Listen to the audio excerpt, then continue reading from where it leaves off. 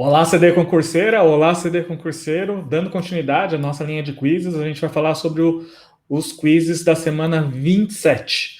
Quizzes esses da banca Instituto Zambini. Quem vai prestar o concurso de Diadema aí, fica de olho grudado na tela, não perca nenhum detalhe, porque a gente vai falar de questões dessa banca, questões são difíceis de se encontrar, então fica de olho, presta atenção, toma nota de todos os detalhes e das questões que a gente vai postar, porque são questões da banca. É uma forma de você ultra direcionar o seu estudo para esse concurso de Diadema, que ainda não tem data marcada, né? E depois, se você tiver interesse, a gente vai colocar o link do nosso curso aqui também, curso preparatório específico para a banca Instituto Zambini. Então, é uma oportunidade, um bom salário, mais de R$ 7.000, 40 horas. Eles colocaram uma vaga no edital, mas no concurso passado, o concurso de 2015, há 5 anos atrás, foram chamados 38 dentistas. Então, é uma grande oportunidade, né? Você não precisa ficar necessariamente em primeiro colocado. A lista costuma rodar, porque Diadema é uma cidade grande, com um grande número de habitantes, e a saúde bucal bastante forte, e é uma oportunidade, né? Geralmente, quando as pessoas veem um concurso desse, uma vaga já meio que desistem. Concurso ainda está com inscrições abertas também, então se você não se inscreveu, vai lá, se inscreve, que ainda você tem essa possibilidade até o fim desse mês, fim de mês de junho. O concurso tinha sido aberto, tinha inscrições abertas até o fim de maio, mas houve uma prorrogação. Essa prorrogação geralmente é um indício de que houve um número pequeno de inscritos. Então, mais um motivo forte para você se inscrever nesse concurso. E se você quiser direcionar os estudos, a gente está com esse curso, a gente vai postar o link aqui na descrição do vídeo. Então, vamos lá para as questões, né? Questões da banca Zambini. Primeira questão, quiz de número 860. Concurso de Taboão da Serra 2017. Nesse concurso, foi questionado: há diferentes possibilidades de classificar os dentes inclusos. Essas classificações servem de subsídios para o planejamento cirúrgico. Então, essa classificação de Pell e Gregory, uma das mais conhecidas. 1933, já é bastante antiga. Para os terceiros molares inclusos, localizados na mandíbula. Assinale a alternativa correta de acordo com essa classificação. Então, a classificação de Pell e Gregory, você deve lembrar que classifica em letras A, B e C, né, na sequência do alfabeto, e também na numeração 1, 2 e 3. Classe 1, classe 2, né, e classe 1 referente à parte do ramo mandibular, e classe A, B e C, a letra referente à altura oclusal, do nível do segundo molar. Então, se você soubesse isso, né, quando é classe A, é que esse dente está com a superfície oclusal do dente localizada no mesmo nível acima do plano oclusal do segundo molar, e a alternativa já é a alternativa A. Então, isso é uma questão importante que muita gente acaba negligenciando esse tipo de classificação, mas fica de olho, se você vai prestar esse concurso de Diadema, você tem que saber todas essas classificações de Pell e Gregory, né, que avalia, quando fala de número, classe 1, 2 e 3 é referente ao ramo mandibular, e classe A, B e C, a letra se deve à altura oclusal. Como que eu vou decorar? Você tem que arrumar um jeito de decorar pelo menos um deles, né? A, B e C, oclusal. O pessoal, um dos amigos meus falou, correlacionar A, O, né? São vogais. A, O, né? Você pode correlacionar. Então, se você fizer essa correlação na cabeça, vai ficar mais espaço para o seu HD para guardar outras informações. Ou, né, pode lembrar do Alok, por exemplo. AOC, né? Alok, né? Na verdade, Alok é com K, mas Alok, o DJ, Alok é referente a letra A da classificação, OC, né, de oclusal, então um jeito retardado, mas é esses jeitos retardados que fazem com que a gente decore, né, então são possibilidades para você usar, né, a sua imaginação e decorar isso para você não ter dificuldades, né, sempre quando você usa desses artifícios, coisas engraçadas, coisas absurdas, esdrúxulas até, você consegue memorizar mais fácil, então essa é uma possibilidade. Então, nessa questão, a alternativa A é a alternativa correta, né? Só vamos dar uma olhadinha, né, nessa classificação aqui, deixa eu aumentar aqui. Classe 1, né, isso referente ao ramo, né, da mandíbula, a gente vê que está totalmente fora. Classe 2, parcialmente no ramo da mandíbula. E classe 3, completamente no ramo da mandíbula. O ALOC, né, o A, né, da primeira classificação, OC do nível oclusal. Quando está no mesmo nível ou acima do segundo molar, classe A, entre o terço cervical e médio, classe B, e abaixo do terço cervical, classe C. Então, isso é um detalhe muito importante que você deve memorizar essa classificação, porque foi uma questão de Tabuão da Serra de 2017. É um assunto que você tem que estudar e tem que decorar, porque esse tipo de questão faz a diferença. Pessoas que não direcionaram o estudo, pessoas que não tiveram oportunidade de ver esse vídeo que vocês estão vendo, ou viram lá no nosso Instagram, nas nossas redes sociais, no Facebook, já tem essa oportunidade de saber, a Banca Instituto Zambini pergunta questões de classificação de Pell e Gregory, e muitas outras bancas também gostam desse tipo de questão. Então, não é específico da Zambini. Bancas como a Vunesp, por exemplo, também gostam de questões de classificação de Pell e Gregory, um assunto que vale a pena você saber. Essa diquinha boba do Alok é a minha dica, eu memorizei dessa forma, ou você pode usar essa questão do AO, né? São duas vogais, e também falar dessa questão de oclusão. Agora vamos para a próxima questão, quiz de número 861, também do Instituto Zambini. Agora o concurso de Itatiba, um concurso para pacientes especiais. Até a nossa aluna, que sempre está acompanhando a gente, Isadora, foi a primeira colocada nesse concurso, né? E ela está aguardando ser chamada essa prefeitura. Quando um paciente na anamnese relata o uso de bisfosfonatos, deve ficar atentos para qual complicação pós-operatória. Pergunta bem simples, pergunta direta, pergunta simples, muito fácil até, né? Tá na moda, muita gente, nós dentistas sabemos, muitos médicos não sabem disso, mas os bisfosfonatos que são prescritos, principalmente para aqueles pacientes que têm, né, osteopenia ou osteoporose, o medicamento mais prescrito, né, é o alendronato de sódio, 70 miligramas, que muitos dos pacientes acabam esquecendo de relatar isso durante a anamnese. É importante que você questione sempre quando você vai fazer uma exodontia numa mulher, principalmente, meia idade, porque muitas dessas pacientes acabam tomando essas medicações e esquecem durante a anamnese, porque essas medicações são prescritas semanalmente, uma vez por semana. E geralmente os pacientes acabam lembrando daquelas medicações que tomam todos os dias. E essa medicação, dependendo do tempo, quanto mais tempo a paciente ingere essa medicação, maior o risco dela desenvolver osteonecrose associada aos bisfosfonatos.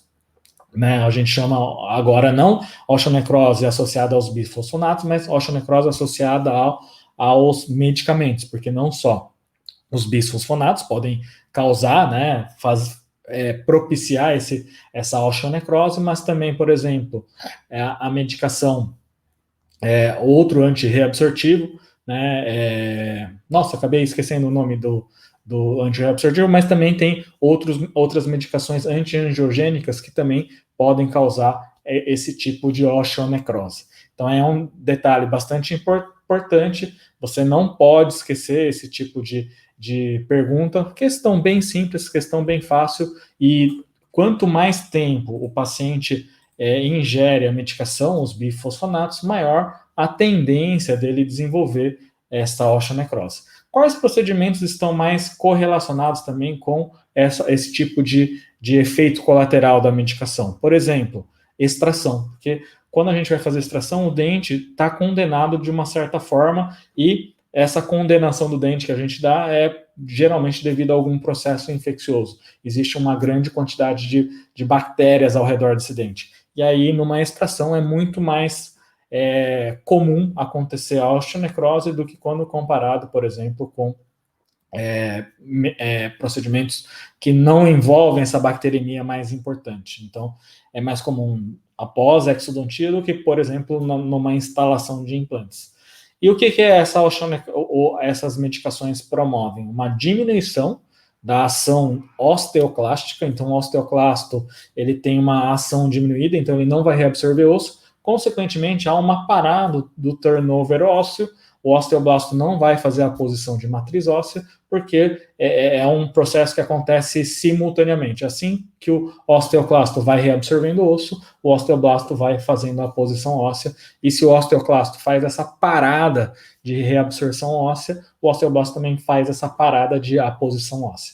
Então, isso é uma das hipóteses. Outra hipótese aqui, os bisfosfonatos também promovem uma diminuição em relação à vascularização do osso, então uma diminuição na angiogênese, e isso também favorece o desenvolvimento dessas necroses no osso. Então, tem algumas hipóteses, né, e também essa questão de micro-organismo. Quanto mais micro-organismos tiver na região, maior a tendência, maior é a probabilidade de acontecer osteonecrose. Então, é dependente tanto do tempo de uso da medicação, também é dependente também do procedimento que vai ser feito. Quanto mais contaminado, maior a chance.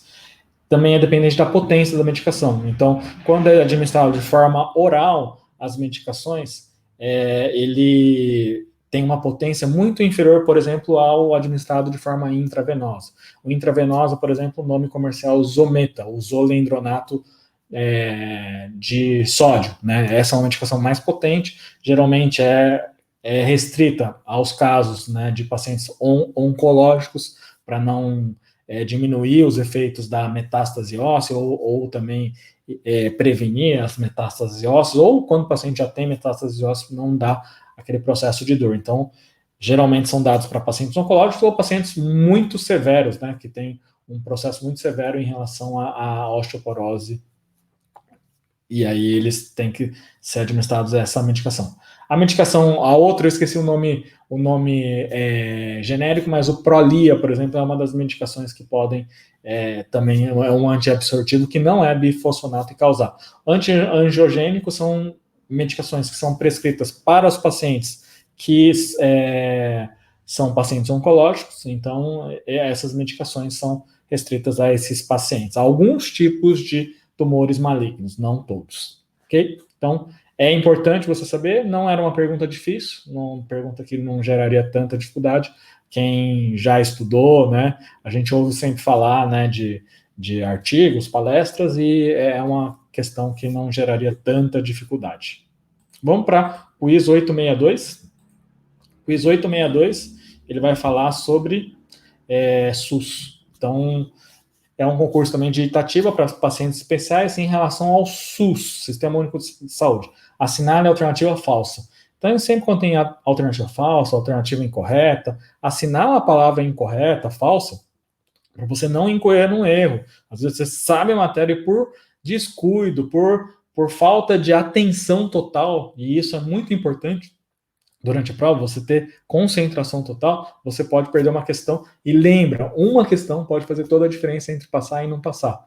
Então isso é um detalhe muito importante, é sempre assinar a palavra falsa ou incorreta para não perder uma questão simples. Regionalização e hierarquização, esse do SUS princípio, é ligado à organização e ao bom funcionamento do sistema, significa que cada esfera do governo, federal, estadual e municipal, tem suas responsabilidades na prestação de serviços de saúde. Cada um desses governos tem autonomia para tomar decisões, desde que sejam respeitados os princípios do sistema. Até está falando um conceito, né, que não está errado, mas não está se referindo à questão de regionalização e hierarquização. Regionalização é aquela questão que a gente fala bastante no decreto 7508, as regiões de saúde. São municípios que são municípios vizinhos, com limítrofes, né? Então são municípios vizinhos que se juntam numa região de saúde. Geralmente existe um município maior, um município polo, que tem não só atenção básica, mas tem essa questão de atenção terciária, atenção hospitalar e atenção secundária, para suprir todos aqueles outros municípios menores que fazem parte dessa região. Então, isso é geralmente um conceito, região de saúde, que está bem escrito no decreto 7508. E a hierarquização é como o sistema está organizado. Ele está organizado em níveis de atenção hierárquicos diferentes, né? E quem coordena todo esse processo? A atenção básica, isso está na Política Nacional de Atenção Básica. O paciente deve procurar inicialmente a atenção básica e se o problema desse paciente não for resolvido na atenção básica, ele vai ser encaminhado para níveis hierárquicos superiores, atenção secundária, atenção terciária. Então, isso é regionalização e hierarquização, e a descrição não está condizente com esses princípios, né, ou diretrizes. O SUS foi criado pela Constituição Federal de 1988 e regulamentado pela Lei número 8080. Perfeito, né? Então, os artigos 196 ao 200 são referentes à saúde, Constituição de 1988, e isso foi realmente criado nessa Constituição. E foi regulamentado pela também chamada Lei Orgânica de Saúde, Lei 8080 de 1990. Essa lei é de 19 de setembro de 1990, que a gente chama de Lei Orgânica de Saúde, uma das leis mais cobradas em concursos. A banca Instituto Zambini também gosta desse tipo de legislação e cobra questões a respeito da Lei 8080. Então, isso é um detalhe importante. C. Sistema Único de Saúde é regido por alguns princípios e diretrizes que são universalidade, integralidade e equidade. Esses são chamados princípios, ou princípios doutrinários, ou princípios filosóficos, ou princípios éticos, inclusive. E os posteriores, regionalização, hierarquização, descentralização, comando único e participação popular, são as diretrizes, ou também chamados de princípios organizativos. Correto? Princípios e diretrizes do SUS, a responsabilidade de cada uma das esferas do governo, a estrutura de governança do SUS, a participação da complementar da esfera privada? Sim, isso está tudo certo, né? E isso está também na Lei 8080, bem descrito tudo isso. Então, a Lei 8080 é uma lei muito importante, tanto que ela é chamada de Lei Orgânica de Saúde. Ela foi de 1990, mas ela sofre constantes atualizações. À medida que a gente vai evoluindo, ela também vai sofrendo atualizações. Então, não foi uma lei que não teve atualizações desde 1990. Nesses 31 anos, não, nesses 30 anos, né, na verdade, 30 anos de Lei 8080, ela foi sofrendo algumas atualizações e pode ir sofrendo atualizações a posteriori. Então, agora a gente vai para o quiz 863, quiz também da Banca Zambini. Essa é uma questão bem simples também, uma questão referente ao mesmo concurso, né, de pacientes especiais. O sarcoma de Kaposi é uma neoplasia definidora de qual doença? Muito tranquilo, né? Sarcoma de Kaposi não é uma patologia que a gente vê com frequência hoje em dia, a gente vê cada vez menos. Por quê? Os pacientes com esse problema, né, eles têm que ser tratados, não no sarcoma de Kaposi em específico, mas eles têm que ser tratados sistemicamente. E qual que é essa doença que está relacionada com o desenvolvimento do sarcoma de Kaposi? Bem tranquilo, é a AIDS. Isso é um detalhe importante. Doenças fortemente associadas ao HIV também é uma questão batida, uma questão que é muito questionada. A Banca Zambini também tem questões referentes a pacientes, doenças fortemente associadas ao HIV. Sarcoma de Kaposi é uma delas.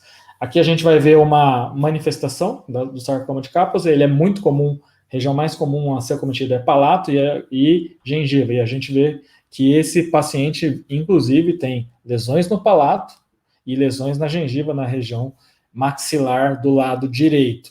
Então, esse é um detalhe bastante importante, né, esse paciente que vem desenvolvendo essas lesões de sarcoma de Kaposi.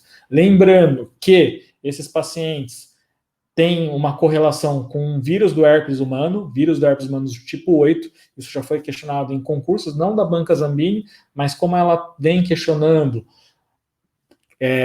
perguntas relativas a doenças fortemente associadas ao HIV, é importante que você saiba um dos fatores etiológicos. O tratamento é um tratamento que tem que ser tratamento sistêmico. Por quê? Quando um paciente desenvolve essas lesões de sarcoma de Kaposi, candidíase pseudomembranosa ou leucoplasia pilosa, muito provavelmente é um indicativo forte que ele vem desenvolvendo imunossupressão.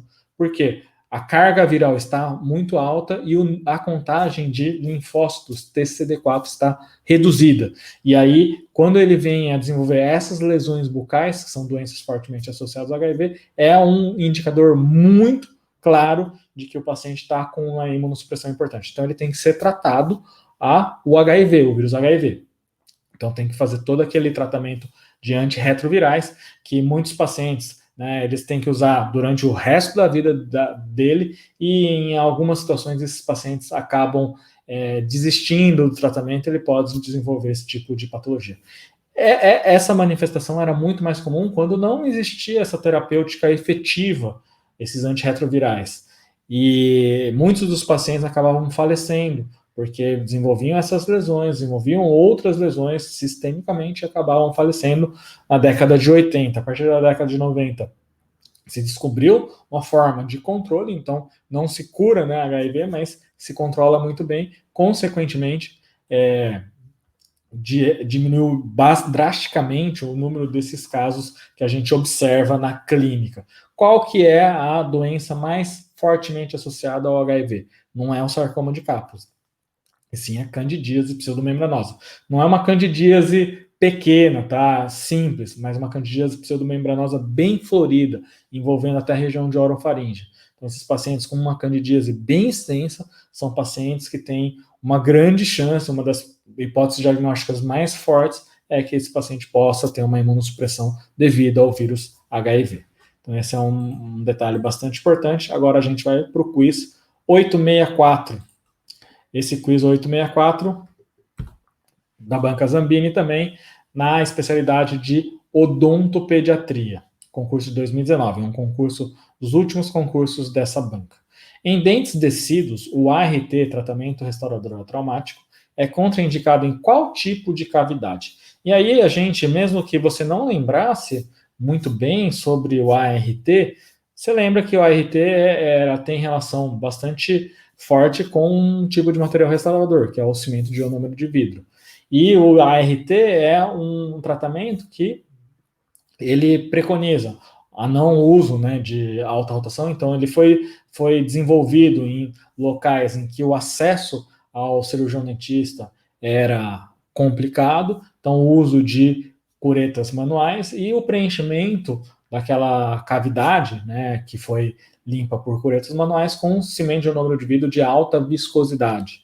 Então, existem alguns tipos de cimento de ionômero de vidro indicados para esse tipo de restauração. Mas se a gente vê todas essas classes, né, ou cavidades classificadas como classe 1, classe 5, classe 3 e classe 4, aqui não daria para fazer, por contraindicação, inclusive do material, seria a classe 4. Então, a ART, né, ele é contraindicado, né, em qual tipo de cavidade, por conta das propriedades do material, por conta de dificuldade, né, do procedimento, por conta do material não suportar, né, nesse nível, né, nesse tipo de cavidade, a classe 4 seria a contraindicação, né, em dentes descidos, o uso do ART. Agora o quiz 865, também do Zambini, concurso de odontopediatria. É uma doença viral altamente contagiosa na infância, transmitida por gotículas de saliva, assim como o Covid que a gente vem vivendo aí. Ocorrem erupções epiteliais na mucosa oral, aí já muda completamente, né, o que a gente estava falando.